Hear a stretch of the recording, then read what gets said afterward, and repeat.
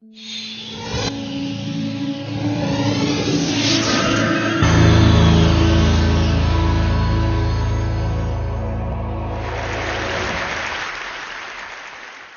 morning. How are you? It's been great, hasn't it? I've been blown away by the whole thing. In fact, I'm leaving.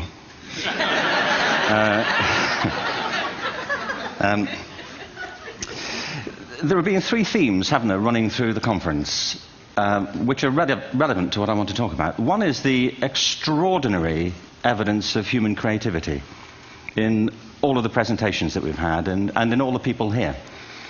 Just the variety of it and the range of it. The second is that it's put us in a place where we have no idea what's going to happen in terms of the future. No idea how this may play out. I have an interest in education. Actually, what I find is everybody has an interest in education. Don't you? I find this very interesting. If you're at a dinner party and you say you work in education, actually, you're not often at dinner parties, frankly. If you work in education, you're not asked, and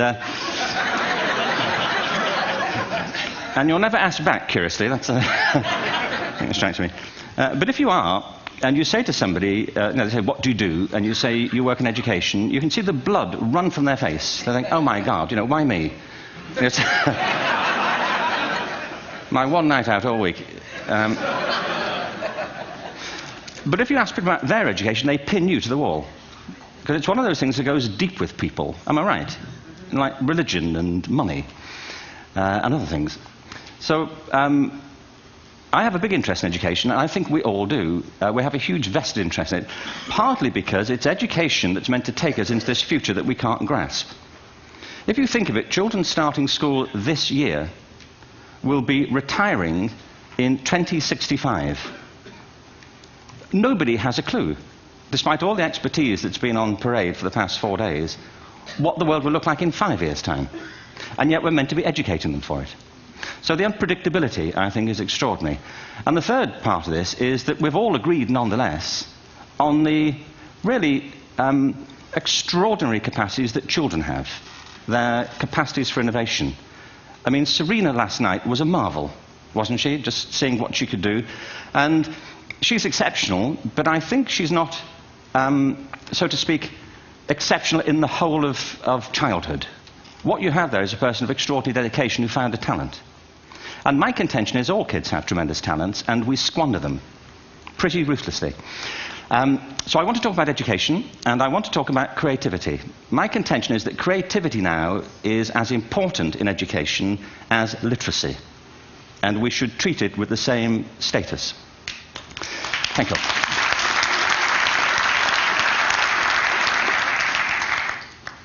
That was it, by the way. Thank you very much. So, 15 minutes left. Well, I was born... No, I had a great story recently, I love telling it, of a little girl who was in a drawing lesson. She was 6, and she was at the back drawing, and the teacher said this little girl hardly ever paid attention. And in this drawing lesson, she did. And the teacher was fascinated. She went over to her and she said, "What are you drawing?" And the girl said, "I'm drawing a picture of God." And the teacher said, "But nobody knows what God looks like." And the girl said, "They will in a minute."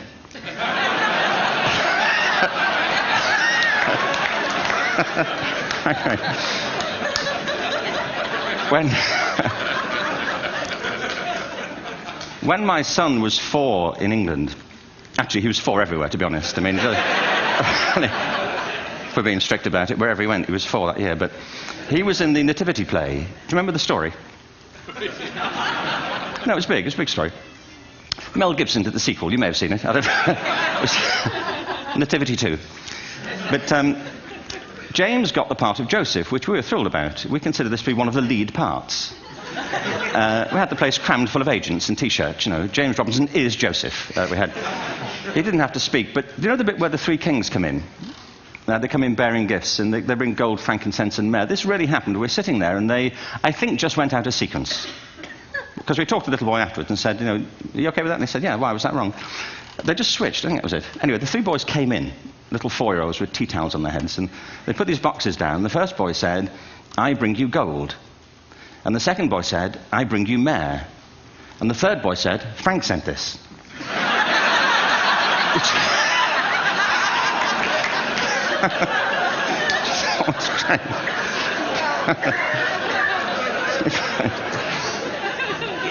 What these things have in common is that kids will take a chance. If they don't know, they'll have a go. Am I right? They're not frightened of being wrong. Now, I don't mean to say that being wrong is the same thing as being creative. What we do know is, if you're not prepared to be wrong, you'll never come up with anything original. If you're not prepared to be wrong. And by the time they get to be adults, most kids have lost that capacity. They have become frightened of being wrong. And we run our companies this, by the way. We stigmatize mistakes. And we're now running national education systems where mistakes are the worst thing you can make. And the result is that we are educating people out of their creative capacities. Picasso once said this. He said that all children are born artists. The problem is to remain an artist as we grow up. I believe this passionately, that we don't grow into creativity, we grow out of it. Or rather, we get educated out of it. So why is this? I lived in Stratford-on-Avon until about 5 years ago. In fact, we moved from Stratford to Los Angeles. So you can imagine what a seamless transition, this was from LA. Actually, we lived in a place called Snitterfield, just outside Stratford, which is where Shakespeare's father was born. Are you struck by a new thought? I was. You don't think of Shakespeare having a father, do you? Do you? Because you don't think of Shakespeare being a child. Do you? Shakespeare being 7. I never thought of it. I mean, he was 7 at some point. He was in somebody's English class, wasn't he? Do you understand? Really?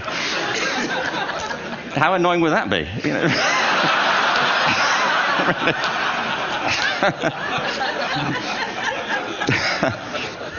Must try harder. Being sent to bed by his dad to Shakespeare. Go to bed now, to William Shakespeare, and put the pencil down, and stop speaking like that. It's confusing everybody.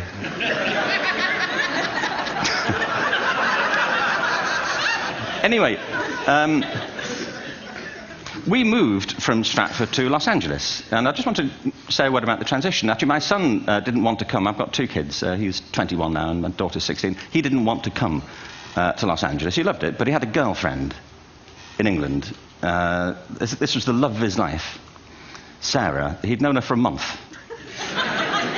Mind you, they'd had their 4th anniversary, because it's a long time when you're 16. Anyway, he was really upset on the plane. He said, I'll never find another girl like Sarah. And we were rather pleased about that, frankly, because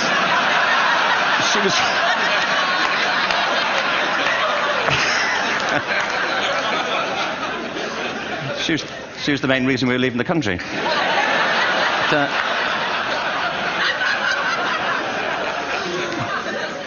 But something strikes you when you move to America and when you travel around the world. Every education system on Earth has the same hierarchy of subjects. Everyone, doesn't matter where you go. You think it would be otherwise, but it isn't. At the top are mathematics and languages, then the humanities, and at the bottom are the arts, everywhere on Earth. And in pretty much every system, too, there's a hierarchy within the arts. Art and music are normally given a higher status in schools than drama and dance. There isn't an education system on the planet that teaches dance every day to children the way we teach them mathematics. Why? Why not? I think this is rather important. I think maths is very important, but so is dance. Children dance all the time if they're allowed to. We all do. We all have bodies, don't we? Did I miss a meeting? I think... Truthfully, what happens is, as children grow up, we start to educate them progressively from the waist up. And then we focus on their heads, and slightly to one side. If you were to visit education as an alien and say, what's it for, public education, I think you'd have to conclude, if you look at the output, who really succeeds by this? Who does everything they should? Who gets all the brownie points? Who are the winners? I think you'd have to conclude the whole purpose of public education throughout the world is to produce university professors. Isn't it? They're the people who come out the top. And now, I used to be one. So there. And I like university professors, but, you know, we shouldn't hold them up as the high watermark of all human achievement. They're just a form of life. You know, another form of life. But they're rather curious, and I say this out of affection for them. There's something curious about professors. In my experience, not all of them, but typically, they live in their heads. They live up there, and slightly to one side. They're disembodied, you know, in a kind of literal way. You know, they look upon their body as a form of transport for their heads.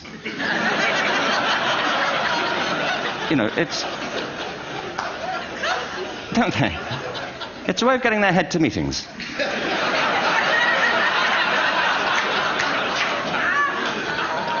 If you want real evidence of out-of-body experiences, by the way, get yourself along to a residential conference for senior academics and pop into the discotheque on the final night.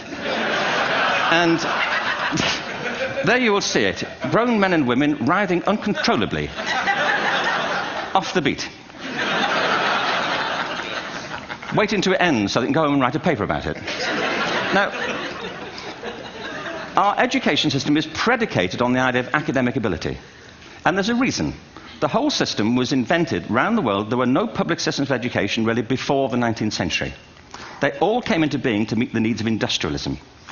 So the hierarchy is rooted on two ideas. Number one, that the most useful subjects for work are at the top.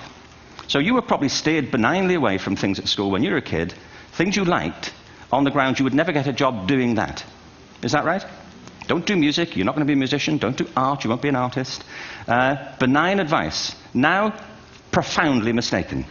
The whole world is engulfed in a revolution. And the second is academic ability, which has really come to dominate our view of intelligence because the universities designed the system in their image. If you think of it, the whole system of public education around the world is a protracted process of university entrance. And the consequence is that many highly talented, brilliant, creative people think they're not. Because the thing they were good at school wasn't valued or was actually stigmatized. And I think we can't afford to go on that way. In the next 30 years, according to UNESCO, more people worldwide will be graduating through education than since the beginning of history. More people. And it's the combination of all the things we've talked about, technology and its transformational effect on work, and demography and the huge explosion in population. Suddenly, degrees aren't worth anything. Isn't that true? When I was a student, if you had a degree, you had a job. If you didn't have a job, it's because you didn't want one. And I didn't want one, frankly. So, but now, kids with degrees are often heading home to carry on playing video games. Because you need an MA, where the previous job required a BA, and now you need a PhD for the other. It's a process of academic inflation, and it indicates the whole structure of education is shifting beneath our feet. We need to radically rethink our view of intelligence. We know three things about intelligence. One, it's diverse. We think about the world in all the ways that we experience it. We think visually, we think in sound, we think kinesthetically, we think in abstract terms, we think in movement. Secondly, intelligence is dynamic. If you look at the interactions of a human brain, as we heard yesterday from a number of presentations, intelligence is wonderfully interactive. The brain isn't divided into compartments. In fact, creativity, which I define as the process of having original ideas that have value, more often than not, comes about through the interaction of different disciplinary ways of seeing things. The brain is intentionally... By the way, there's a shaft of nerves that joins the two halves of the brain called the corpus callosum. It's thicker in women. Following on from Helen yesterday, I think this is probably why women are better at multitasking. Because you are. Aren't you? There's a raft of research, but I know it from my personal life. If my wife is cooking a meal at home, which is not often, thankfully, but, you know, if she's doing... No, she's good at some things. But if she's cooking, you know, she's dealing with people on the phone, she's talking to the kids, she's painting the ceiling, you know, she's doing open heart surgery over here. If I'm cooking, the door is shut, the kids are out, the phone's on the hook. If she comes in, I get annoyed. I say, Terry, please, I'm trying to fry an egg in here. You know,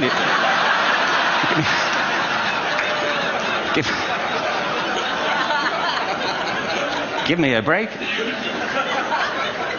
Actually, there was, do you know that old philosophical thing? If a tree falls in a forest and nobody hears it, did it happen? Remember that old chestnut? I saw a great T-shirt, really, recently, which said, if a man speaks his mind in a forest and no woman hears him, is he still wrong?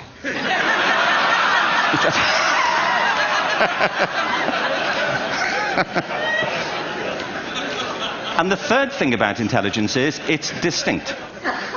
I'm doing a new book at the moment called Epiphany, which is based on a series of interviews with people about how they discovered their talent. I'm fascinated by how people got to be there. It's really prompted by a conversation I had with a wonderful woman who most people have never heard of. She's called Gillian Lynn. Have you heard of her? Some have. She's a choreographer, and everybody knows her work. She did Cats and Phantom of the Opera. She's wonderful. I used to be on the board of the Royal Ballet in England, as you can see. And anyway, Jill and I had lunch one day. I said, how'd you get to be a dancer? And she said it was interesting. When she was at school, she was really hopeless. And the school in the 30s wrote to her parents and said, we think Gillian has a learning disorder. She couldn't concentrate. She was fidgeting. I think now they'd say she had ADHD. Wouldn't you? But this was the 1930s, and ADHD hadn't been invented, at this point, so it wasn't an available condition. People weren't aware they could have that. Anyway, she went to see this specialist. So this oak-panelled room, and she was there with her mother, and she was led and sat on this chair at the end, and she sat on her hands for 20 minutes while this man talked to her mother about all the problems Gillian was having at school. And at the end of it, because she was disturbing people, her homework was always late and so on, little kid of 8, in the end, the doctor went and sat next to Gillian and said, Gillian, I've listened to all these things that your mother's told me. I need to speak to her privately. So he said, wait here, we'll be back. We won't be very long. And they went and left her. But as they went out the room, he turned on the radio that was sitting on his desk. And when they got out the room, he said to her mother, just stand and watch her. And the minute they left the room, she said she was on her feet, moving to the music. And they watched for a few minutes, and he turned to her mother, and he said, Mrs. Lynn, Gillian isn't sick. She's a dancer. Take her to a dance school. I said, what happened? He said, she did. I can't tell you how wonderful it was. We walked in this room, and it was full of people like me. People who couldn't sit still. People who had to move to think. Who had to move to think. They did ballet, they did tap, they did jazz, they did modern, they did contemporary. She was eventually auditioned for the Royal Ballet School. She became a soloist. She had a wonderful career at the Royal Ballet. She eventually graduated from the Royal Ballet School, found her own company, the Gillian Dance Company, met Andrew Lloyd Webber. She's been responsible for some of the most successful musical theatre productions in history. She's given pleasure to millions, and she's a multi-millionaire. Somebody else might have put her on medication and told her to calm down. Now, I think...